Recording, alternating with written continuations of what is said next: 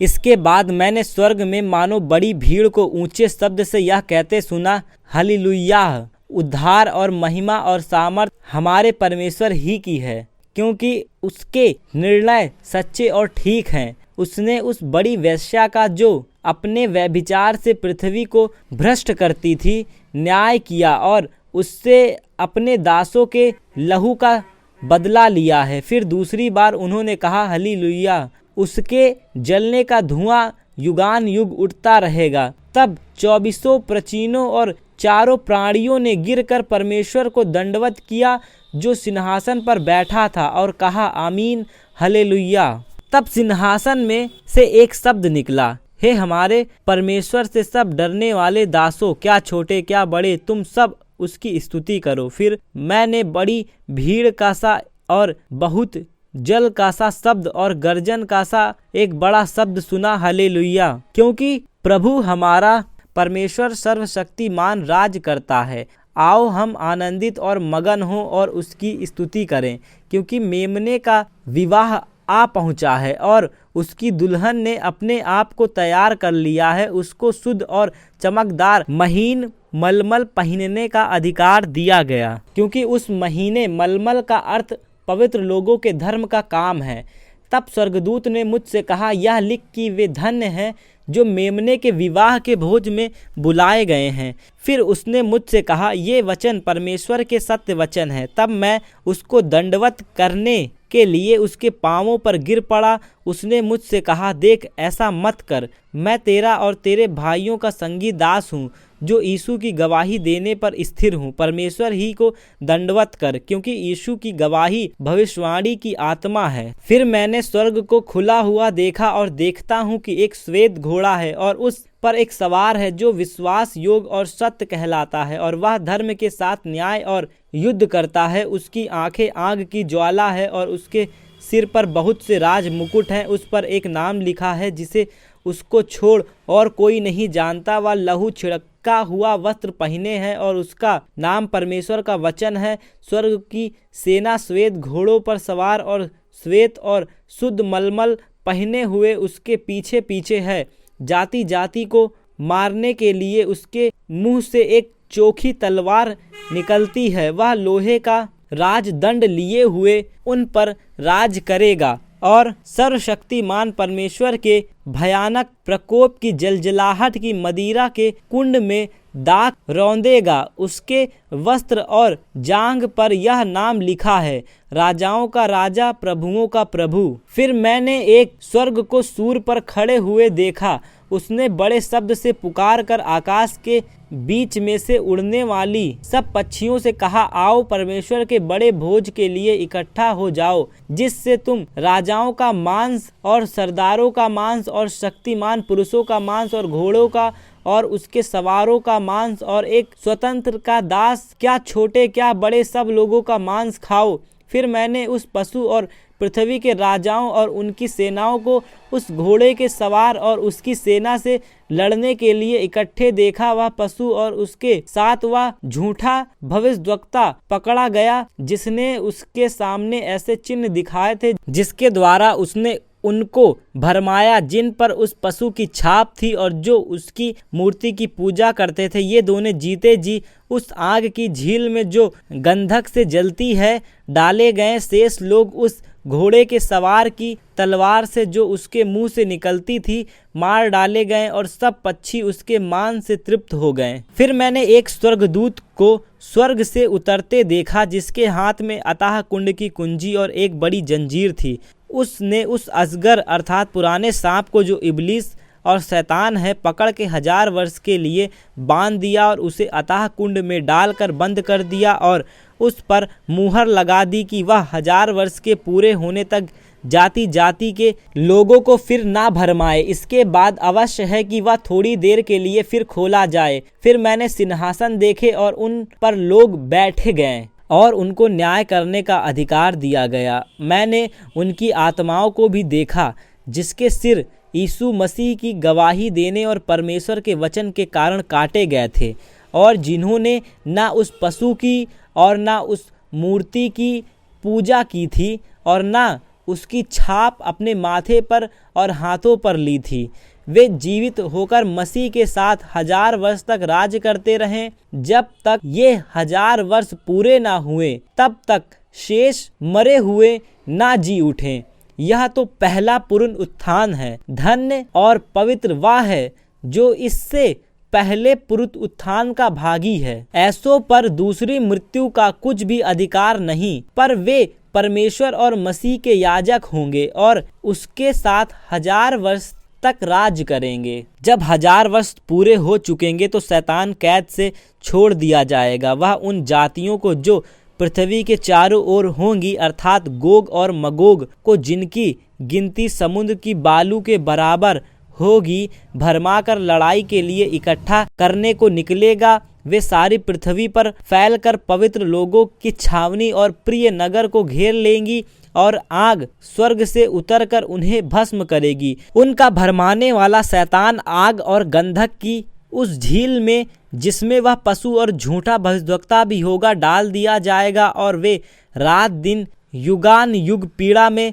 तड़पते रहेंगे। फिर मैंने एक बड़ा श्वेत सिंहासन और उसको जो उस पर बैठा हुआ है देखा। उसके सामने से पृथ्वी और आकाश भाग गए और उसके लिए जगह ना मिली। फिर मैंने छोटे बड़े सब मरे हुओं को सिंहासन के सामने खड़े हुए देखा और पुस्तकें खोली गईं। और फिर एक और पुस्तक खोली गई, अर्थात जीवन की पुस्तक। और जैसा उन पुस्तकों में लिखा हुआ था वैसे ही उनके कामों के अनुसार मरे हुओं का न्याय किया गया। समुद्र ने उन मरे हुओं को जो उसमें थे दे दिया, और मृत्यु और अधोलोक ने उन मरे हुओं को जो उनमें थे दे दिया, और उनमें से हर एक के कामों के अनुसार उनका न्याय किया गया। मृत्यु और अधोलोक आग की झील में डाले गए। यह आग की झील दूसरी मृत्यु है, और जिस किसी का नाम जीवन की पुस्तक में लिखा हुआ ना मिला वह आग की झील में डाला गया। फिर मैंने नए नए आकाश और नई नई पृथ्वी को देखा, क्योंकि पहला आकाश और पहली पृथ्वी जाती रही थी और समुद्र भी ना रहा। फिर मैंने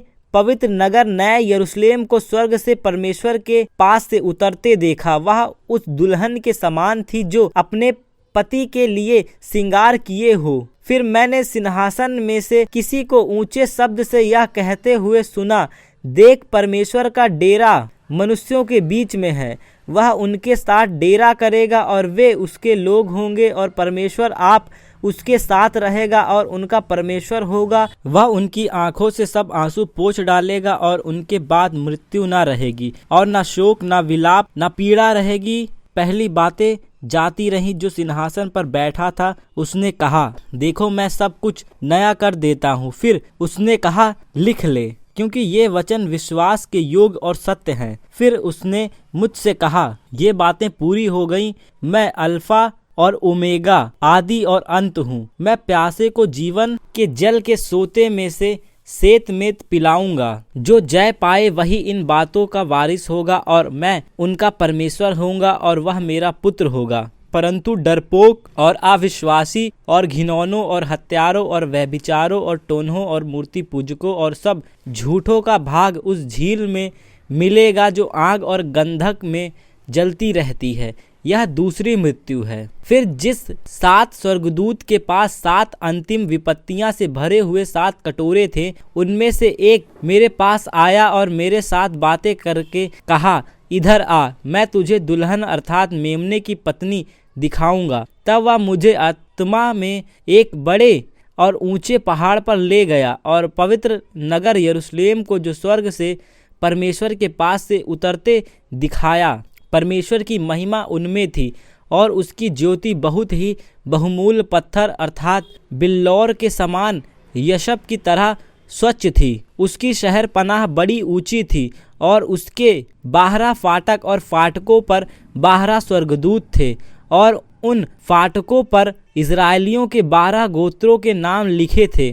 पूर्व की ओर 3 फाटक, उत्तर की ओर 3 फाटक, दक्षिण की ओर 3 फाटक और पश्चिम की ओर 3 फाटक थे। नगर की शहर पनाह की 12 नींवें थी, और उन पर मेमने के 12 प्रेरितों के 12 नाम लिखे थे। जो मेरे साथ बातें कर रहा था उसके पास नगर और उसके फाटकों और उसकी शहर पनाह को नापने के लिए एक सोने का गज था। वह नगर वर्गीकार बसा हुआ था और उसकी ऊंचाई चौड़ाई के बराबर थी। और उसने उस गज से नगर को नापा तो 750 कोस का निकला। उसकी लंबाई और चौड़ाई और ऊंचाई बराबर थी। उसने उसकी शहर पनाह को मनुष्य के अर्थात स्वर्गदूत के नाप से नापा तो 144 हाथ निकली। उसकी शहर पनाह यशब की बनी थी और नगर ऐसे शुद्ध सोने का था जो स्वच्छ कांच के समान हो। उस नगर की नींव हर प्रकार के बहुमूल्य पत्थरों से संवारी हुई थी। पहली नींव यशब की, दूसरी नीलमणि की, तीसरी ललड़ी की, चौथी मरकत की, पांचवी गोमेदक की, छठवीं मणिक्य की, सातवीं पित्तमणि की, आठवीं पेरोज की, नौवीं मुखराज की, 10वीं लहसनीय की, 11वीं ध्रुमकांत की और 12वीं यकूत की थी। 12 फाटक 12 मोतियों के थे। एक एक फाटक एक एक मोती का बना था। नगर की सड़क स्वच्छ कांच के समान शुद्ध सोने की थी। मैंने उसमें कोई मंदिर ना देखी क्योंकि सर्वशक्तिमान प्रभु परमेश्वर और मेमना उसका मंदिर है।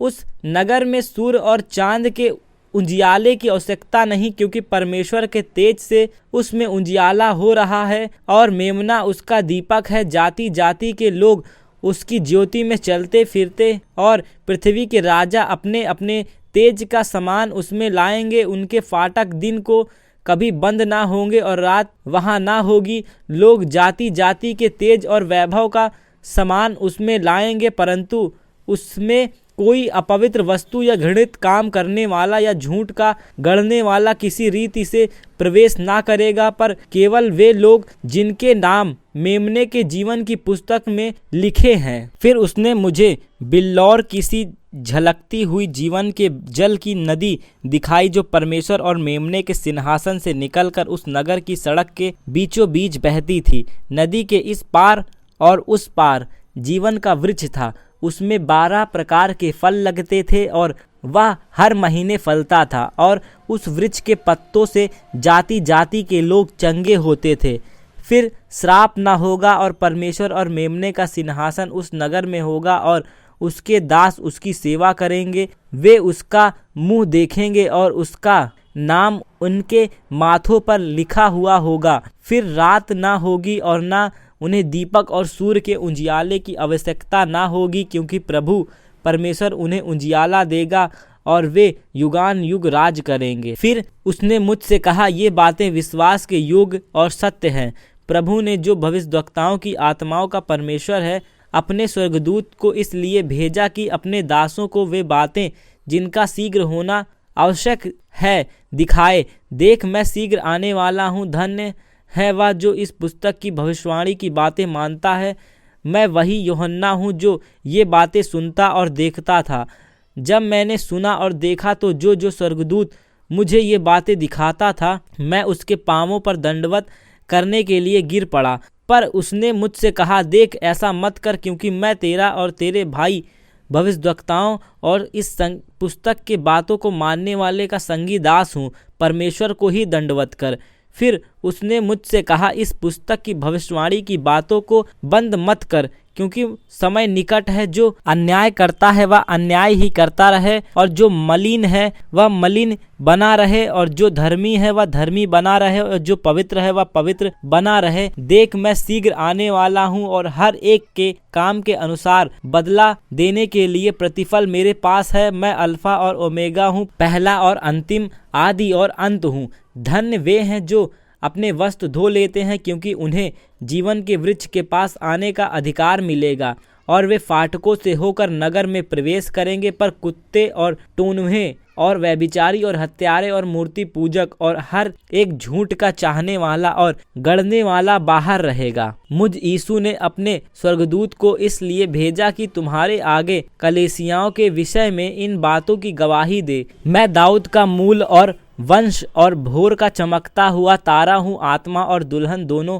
कहती हैं, आ, और सुनने वाला भी कहे, आ। जो प्यासा हो वो आए और जो कोई चाहे वह जीवन का जल सेत मेत ले। मैं हर एक को जो इस पुस्तक की भविष्यवाणी की बातें सुनता है गवाही देता हूँ। यदि कोई मनुष्य इन बातों में से कुछ बढ़ाए तो परमेश्वर उन विपत्तियों को जो इस पुस्तक में लिखी हैं उस पर बढ़ाएगा। यदि कोई इस भविष्यवाणी की पुस्तक की बातों में से कुछ निकाल डाले तो परमेश्वर उस जीवन के वृक्ष और पवित्र नगर में से जिसका वर्णन इस पुस्तक में है उसका भाग निकाल देगा, जो इन बातों की गवाही देता है। वह यह कहता है, हाँ मैं शीघ्र आने वाला हूँ, आमीन। हे प्रभु यीशु आ। प्रभु यीशु का अनुग्रह शांति लोगों के साथ रहे, आमीन।